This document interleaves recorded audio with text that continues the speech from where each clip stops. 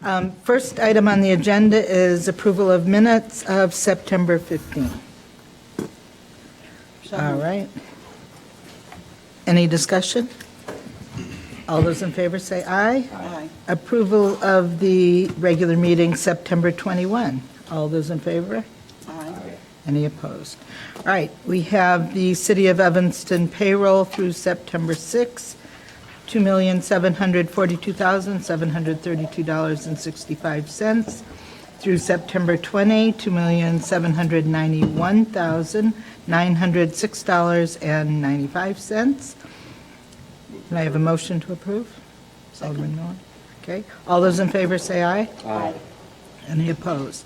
City bills, September 29, through September 29, $2,743,442.73, and through October 13, $8,706,796.56.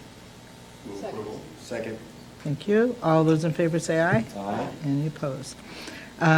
Credit card activity ending August 31, $175,657.66. Move approval. Second. All those in favor say aye. Aye. Any opposed? Alderman Miller, would you like to do A31? Move approval of the contract award to Chicago Office Technology Group. It's in the amount of $143,732 to purchase replacement printers and copiers. Any discussion? When I saw this, I was thinking, why do we even need copiers anymore? Because we're supposed to be paperless. However, it was interesting to see the survey done by staff, and we've reduced over 100 personal printer, 120 some. Over 100. Yeah, it was. Yeah. All right, so that's really good. That's good news, yeah. All right, all those in favor of recommending this purchase to the council? Any opposed? Okay. Alderman Grover. Madam Chair, I move a 3.2, approval of a contract extension with Cannon Cochran Management Services for third-party administration of our general liability and workers' compensation claims at a cost of $93,500 for the contract year, which is next year. Any discussion? Hearing none, all those in favor of recommending to the council, say aye. Aye. Any opposed? A3.3, approval of purchase of trees and planting services for fall planting from the Suburban Tree Consortium, in the amount of $32,410.58, and $5,675 from the Replant Express program, and $2,340 from the Evanston iHeart Tree program, or Okay. iHeart Evanston Trees. Second. Any discussion of this? Is there a light on? No, What? our lights are all on. They're having a problem hearing us, I guess. Would you go check? Thank you. Okay. It's all on. All right. All those in favor, there's no discussion on the tree issue? All those in favor of recommending to the council, say aye. Aye. Any opposed? All right, I'll take the next one. Approval of an agreement with Continental Energy Solutions for city facility energy efficiency upgrades. Okay. Any discussion? Alderman Braithwaite. Thank you, Madam Chair. Just a quick question for staff. Okay. I'm just curious, you don't have to offer an explanation now, but it mentioned that Connection, if I pronounce that correctly, was found to be non-responsive. So I'm curious to know why, which, or maybe you know. Go ahead. Hi, I'm Laura Biggs. I'm the city engineer, And so we did receive a proposal for connection, and they did come in and had participated in the walkthrough, and they seemed very attentive. But the information that they presented in their proposal was not very detailed, and it was difficult to be able to evaluate their proposal. And there were some, many of the forms were left out. They didn't follow the format. Okay. So that was why, because the information provided was not really able to be evaluated. All right, thank you. And I was talking with Catherine Hurley, and we're going to try to connect with them because we hope to make this more of a regular program of doing these so that we can work with them to do better on the next proposal. Seeing that they're a local business. Seeing that they're a local business. Thank you very much, Ms. Biggs. So what you really said was they were not responsive. They were non-responsive. All right. Thanks Well, for it's not that asking they didn't respond, yeah, they didn't no. respond in the correct manner, Right, I well, think. Right. it's not So they did responsive. respond. Right. All right. All those in favor, there was a second to this, was there not? All those in favor of recommending this to the council, say aye. Aye. Aye. Any opposed? All right.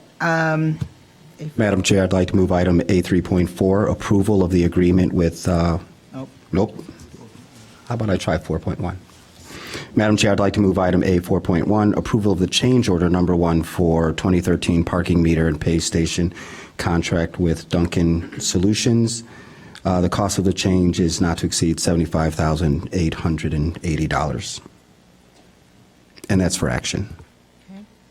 Any discussion about this? Was to add, for those who don't have the packet, was to add 153 additional smart meters, parking meters. All right, all those in favor of recommending this to the council, say aye. Aye. Any opposed? Alderman Miller.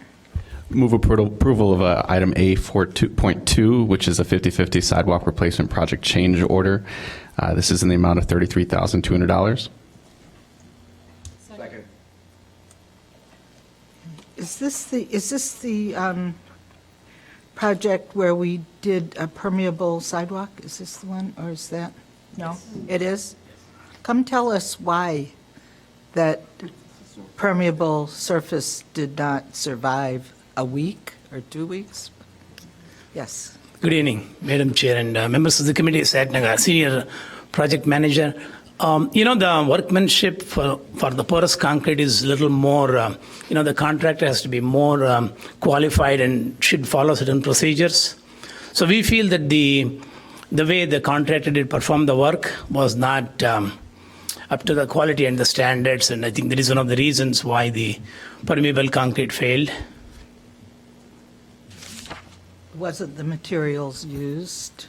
Material does contribute to some extent, but as long as the permeable concrete is placed within the certain time and finished right, it should be okay. So I think there's a combination of things. So we did withhold the payment to the contractor, and then we are trying to fix this now. I understand that, but I think it's important that we know why it failed. I mean, just to say that the contractor didn't know what he was doing when it comes to permeable concrete isn't that helpful. What happened? Were we supervising the job at all? Was there a, how did this happen? No, we did supervise the job, but see, when they finish, there is a different way to roll and place the concrete. And I think there has been some, the work was not done right during the time. And when we had the discussion with the contractor where it comes around, it's a small area as well. So I think there were some defects in the placing the concrete. The other locations where we had done the porous concrete, like on Oak, from last year, it is holding up pretty good, and that's why we are doing the Civic Center parking lot with 3 different materials to see how we are going to go through porous asphalt, porous concrete, and the paver blocks. So we are going to have a better comparison moving forward. And this is still in the initial stages, the porous concrete, so we are kind of testing with the different materials. All right, have they indicated any, did they accept the fact that we're not going to pay them for that portion of the job? Was there any resistance or Can I have a grant? being sued? I mean, let's get to the point.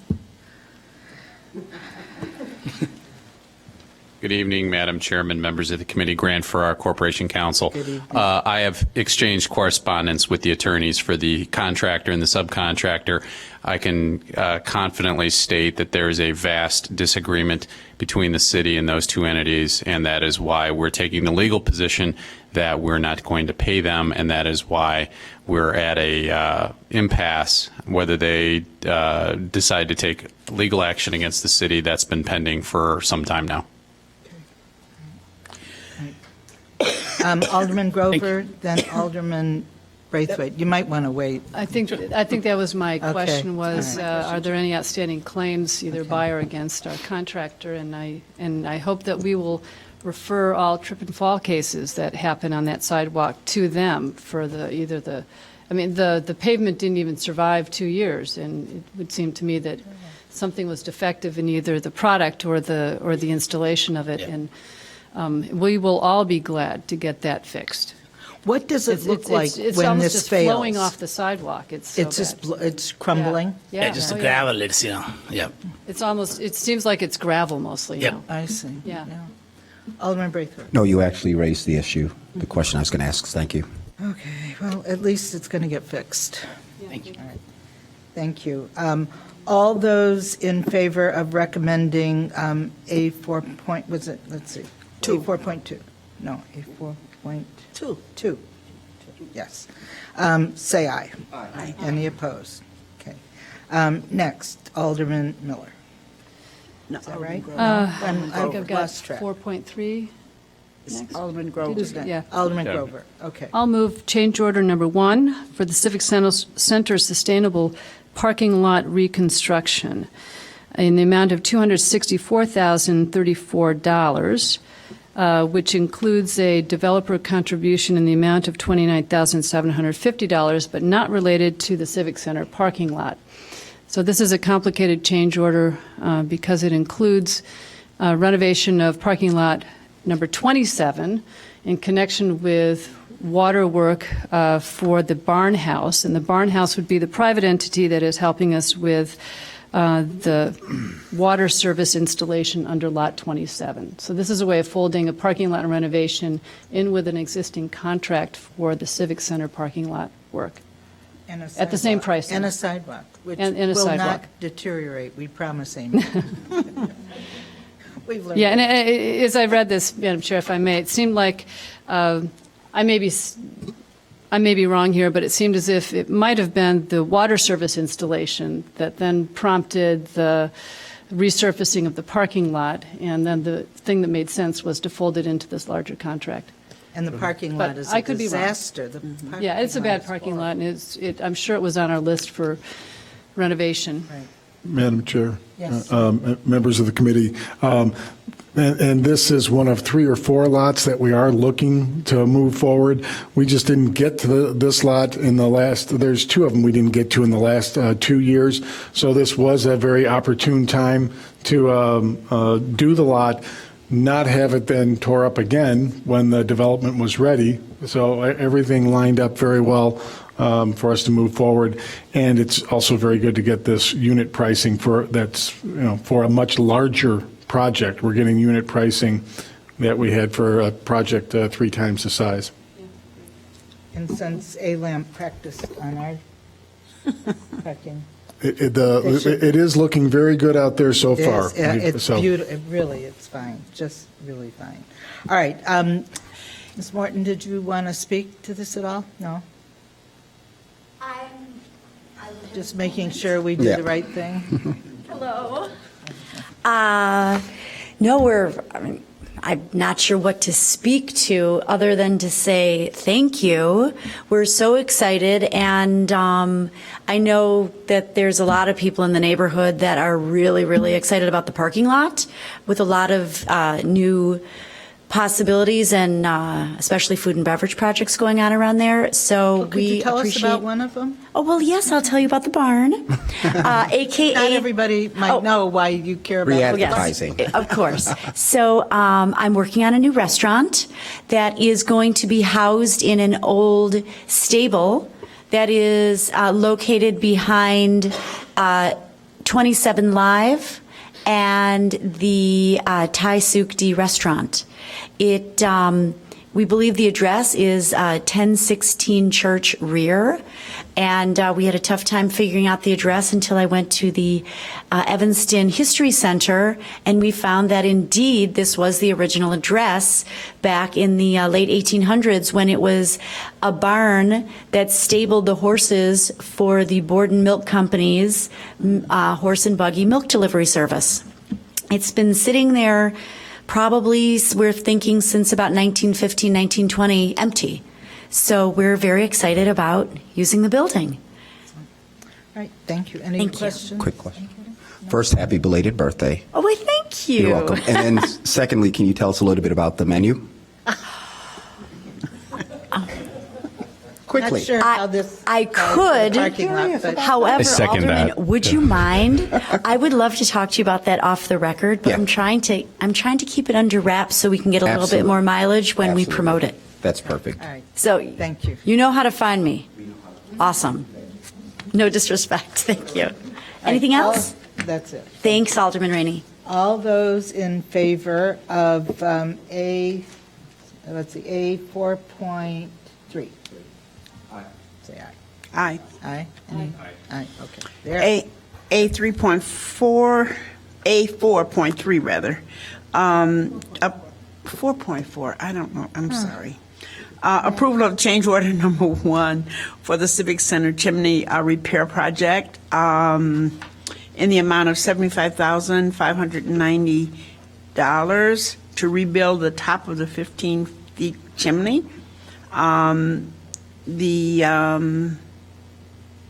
Let's see, $56,139.71 is coming from the boiler building renovation project, and $19,450.29 is coming from the facilities contingency fund or account. Is there a second?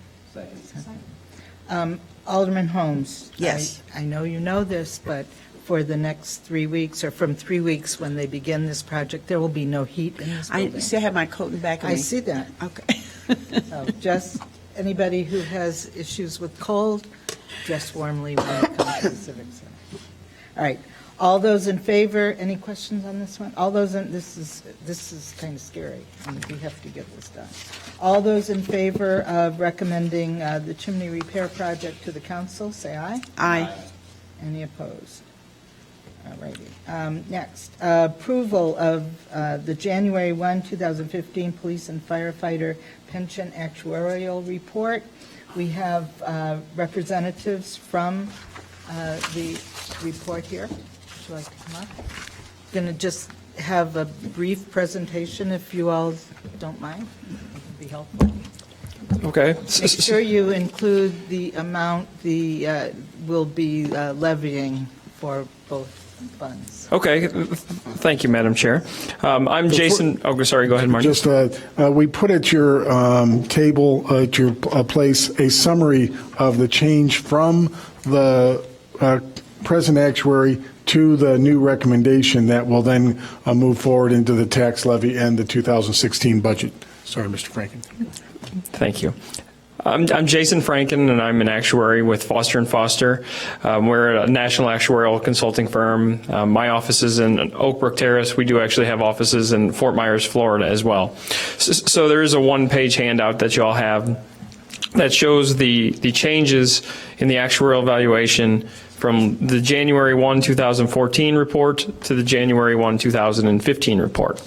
This is Foster & Foster's first year working, performing these valuations. So when we took over the work, one thing that we did is we matched the prior actuary's results, and then we reviewed all of the actuarial assumptions and methods that are vital in the calculations, and reviewed them and felt that it was necessary to make a number of changes, and those changes are summarized here on this one-page report. So if you look in the left-hand column first, you'll see this is the police pension fund, and last year the ARC, or the annual required contribution, was just over $8.7 million.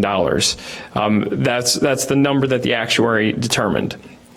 the amount that was actually funded was that same amount, that $8.7 million.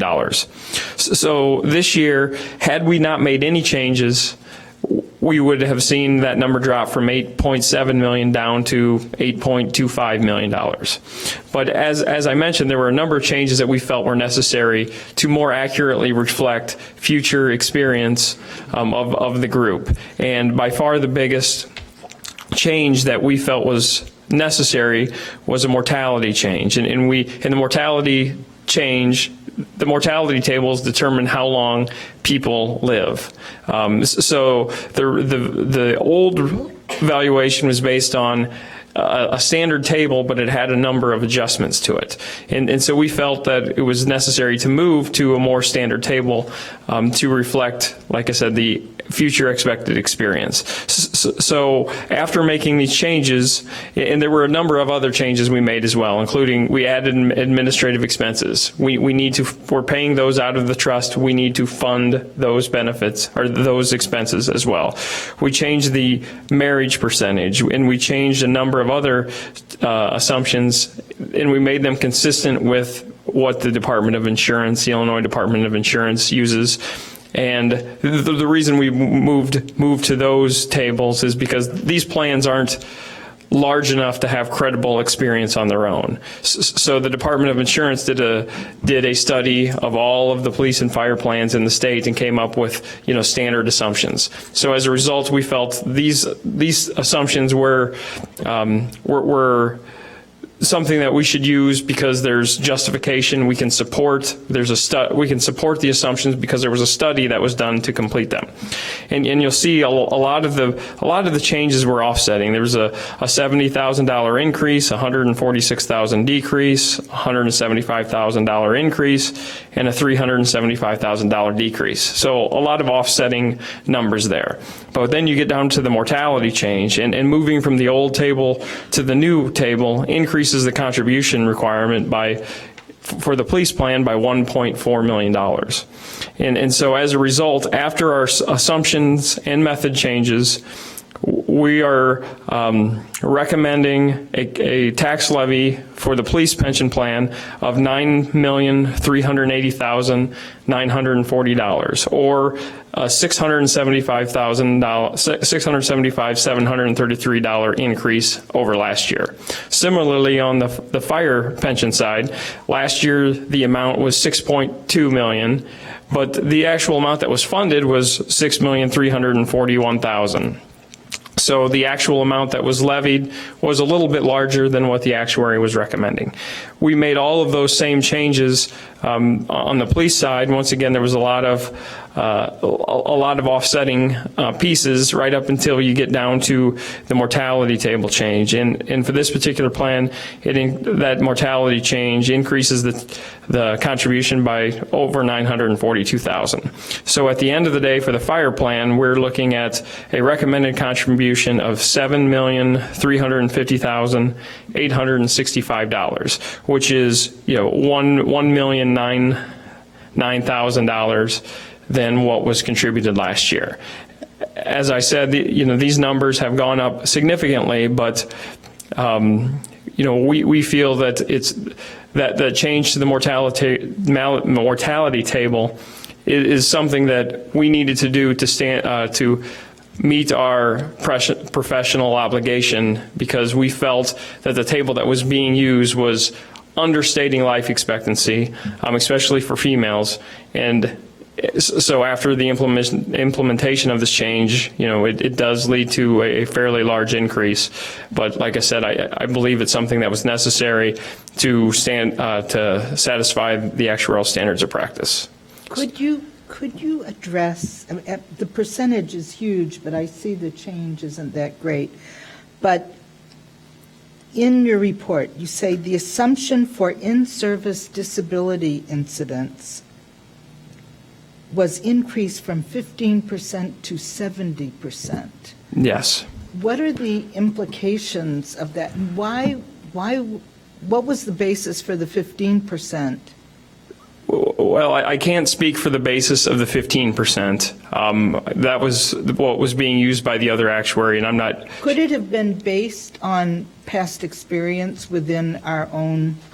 It's possible, but the answer, but I don't think it was, just because I've seen other reports by the same actuary, and he had used the same 15% assumption across the board. So 70% is the Department of Insurance. Yes, that's based on, like I said, a study of all of that was I believe the 70% is a police assumption.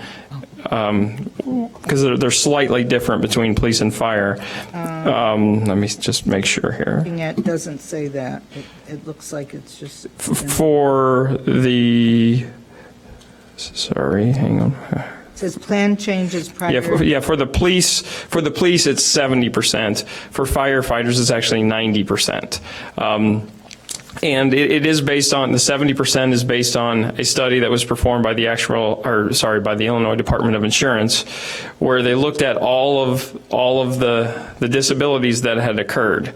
And for these plans, the vast majority of them are typically in line of duty disabilities. So if there's a member of these plans, not just in Evanston, but, across the state and frankly across the country, for police and for public safety, if there are disabilities, the vast majority of them are usually in line of duty. So that is why we went from 15 to 70 or 90%. The implications of that change on the contributions, it's not that significant, even though 15 to 90 seems like a huge number.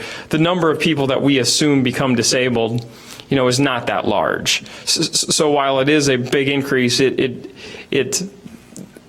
impact on the contribution requirements is, it does lead to an increase, but it really pales in comparison compared to the change in the mortality table. But it's not saying, or is it saying, that in the case of the 70%, that 70% of those pensioners in a given year that claim are due to disability on the job? No, there's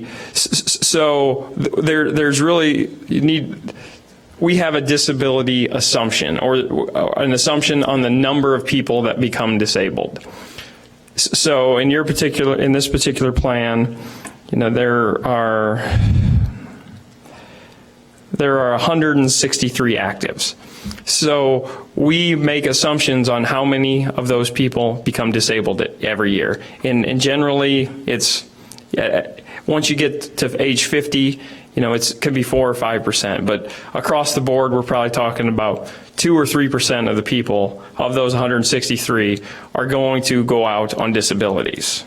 Okay, so let's just say of the 163, we're assuming 8 are eventually going to become disabled.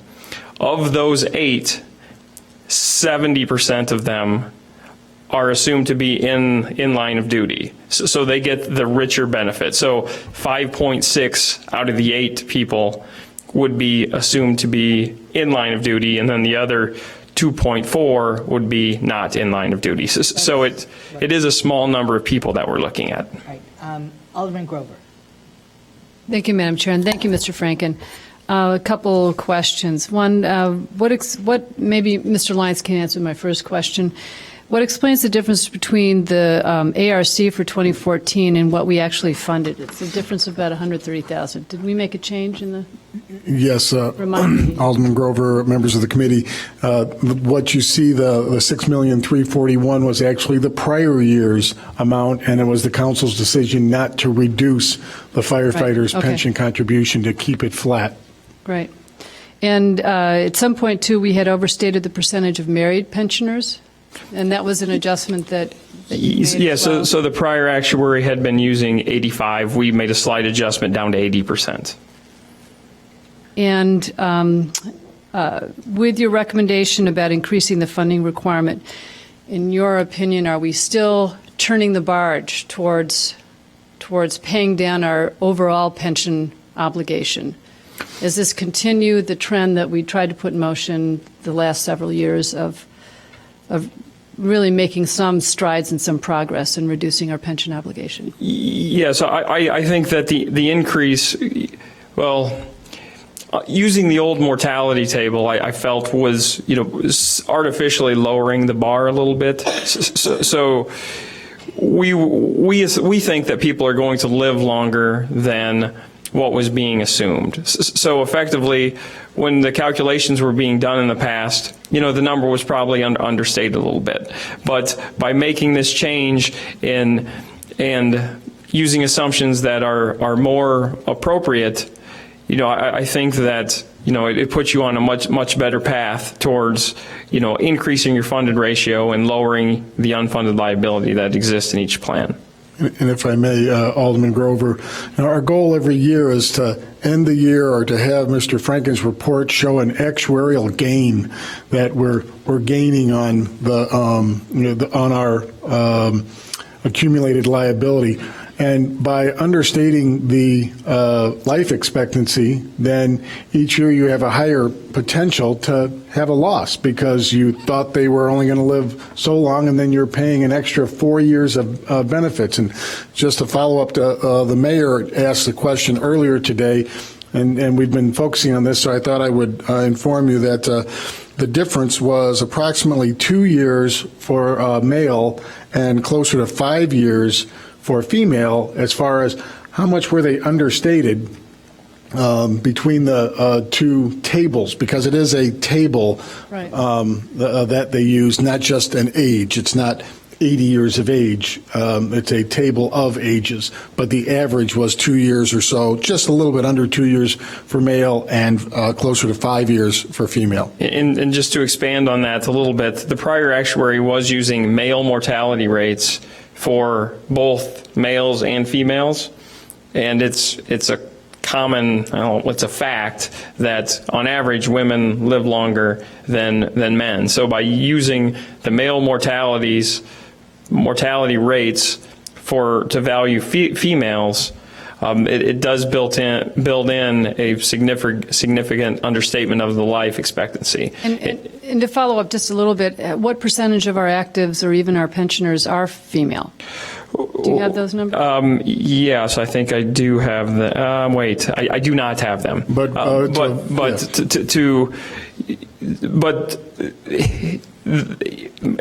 for the most part, police and fire plans, or police officers and firefighters are traditionally males, in the vast majority of them.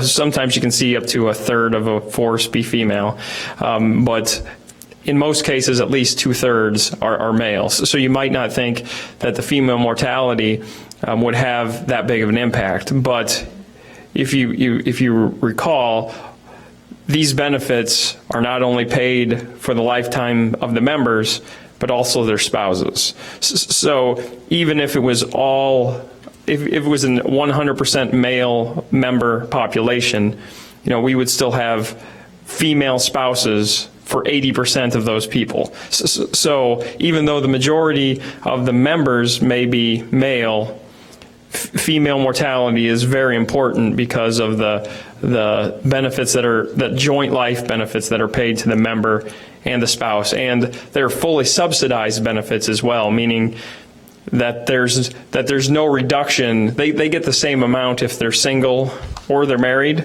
So essentially, they get the spousal benefit for free. So it's a very significant benefit, and thus the mortality for females is very important. And don't forget to take into account same-sex couples being part of our police and fire employee pool as well. Yep. Mm-hmm. It gets to the point where this is such an absolute serious obligation that we have. On the other hand, we have these taxpayers out there who this year are going to look at the budget and say, oh my God, almost $15 million of that tax levy is for the pension fund. It's providing for the future retirement of pensioners.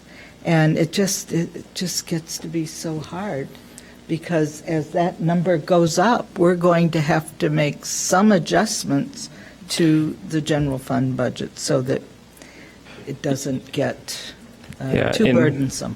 And roughly 2/3 of the payment is to pay down unfunded liabilities that are in the plan. On the other hand, one of the things that I always stress in talking to people is we have not shirked our responsibility in paying over the years, in levying for the pension fund over the years. Dealing with it versus kicking the can. I mean, we've done what we were advised to do in in every case.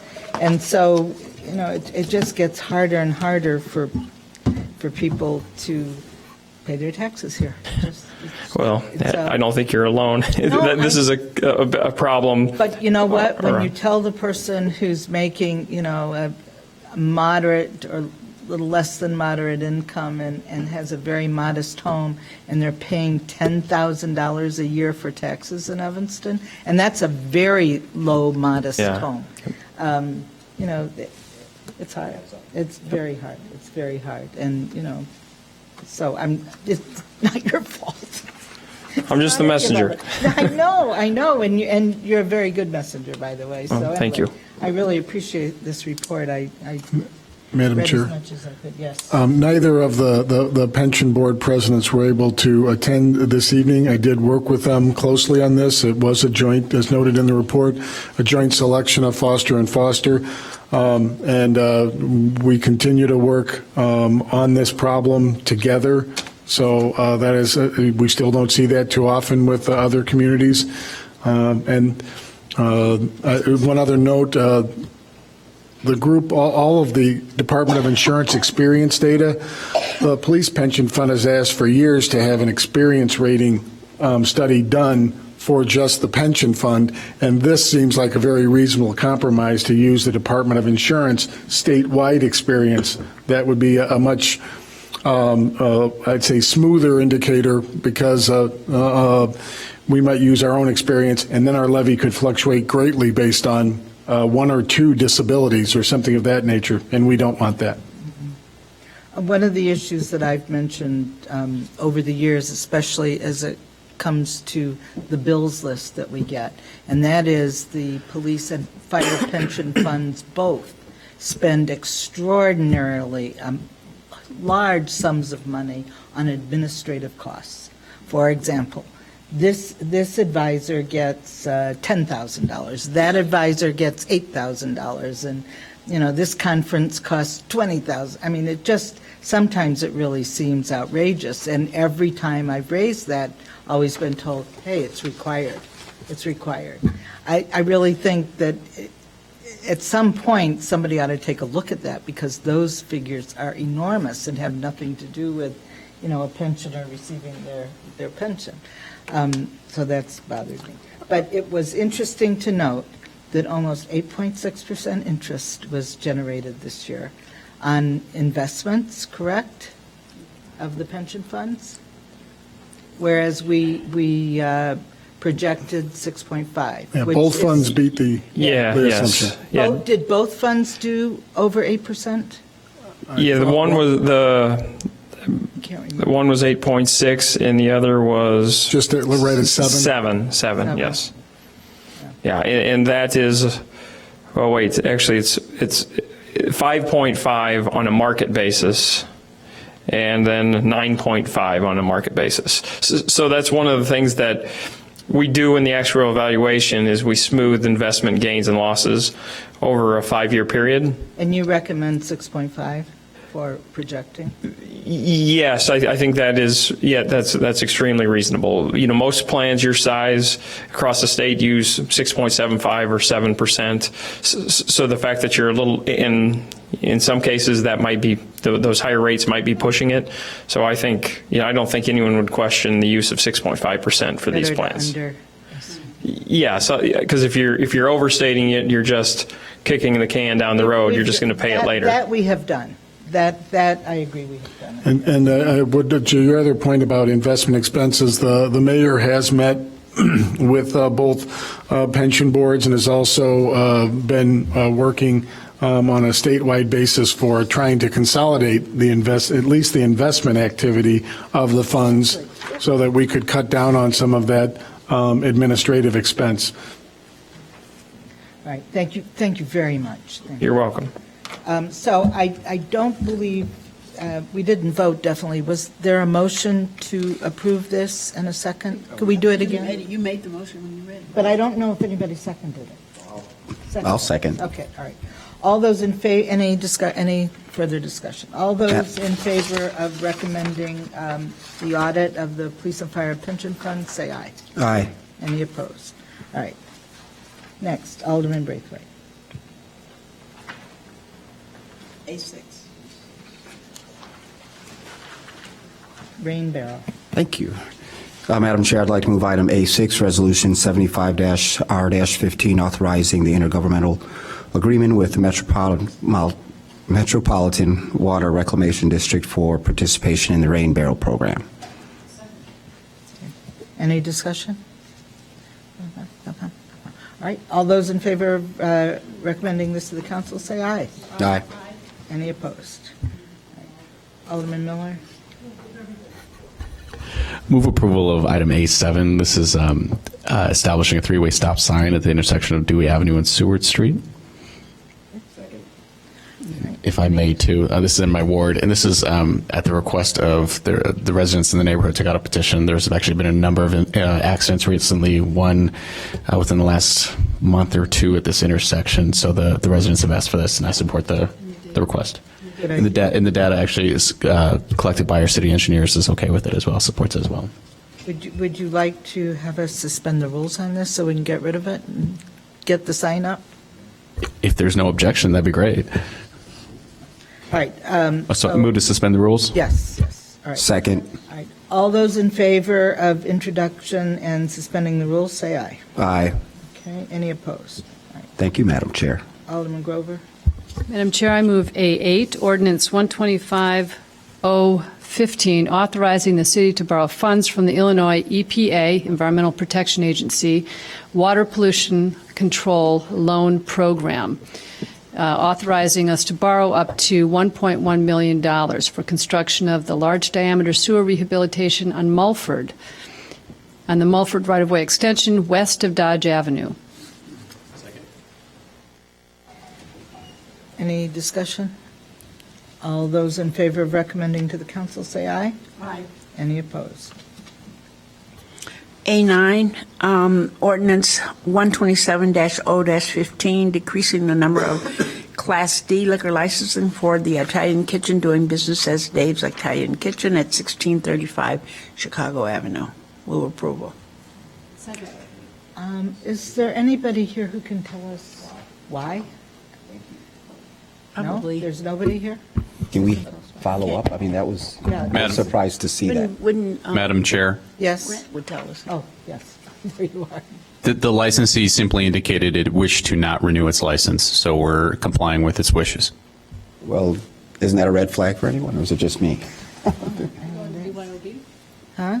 They've always been BYOB. I mean, you could still do it, but you mean they're permanently doing that then? And they're just going to stop some? No, but they serve liquor. Oh, yeah, no, yeah. Beer and wine, at least. They decorate with wine bottles. Yeah. Yeah, yeah. I see our city manager. No, Can we at least have someone from Community and Economic Development follow up just to make sure that isn't a sign of more to come?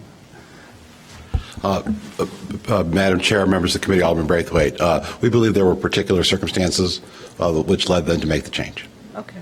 But it has nothing to do with the business going forward? That's No. what we're all concerned. Okay, all right, that's good.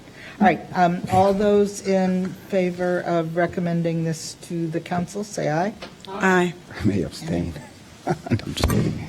Just kidding. All right, next item, same question. Ordinance 128-015, decreasing the number of Class D liquor licenses for DMK Ventures on Noyes Street, DMK Burger and Fish. Reduce the number of D licenses from 50 to 49. Second. Okay. Any information about this? This one I think I know, Madam Chair. Yeah? They are reorganizing the restaurant for a different model. For a different model, So I think same operators, just a different restaurant will be opening there. at the same location. Same location. Same location. All right. All righty. All those in favor of recommending A10 to the council, say aye. Aye. Any opposed? And that would conclude our business. There are no items listed for discussion, so motion to adjourn. Okay, motion to adjourn, so moved. All those in favor say aye. Aye.